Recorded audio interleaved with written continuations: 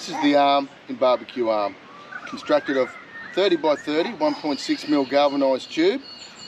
It simply drops in to your pre-mounted drawbar mount. You've got height adjustment up and down to where you want to cook.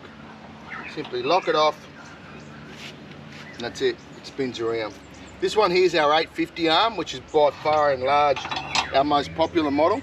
We do have a slightly smaller one and a slightly longer one. You want to, when you're traveling, this stays on, you simply remove the arm, put it back across the drawbar and tighten it up.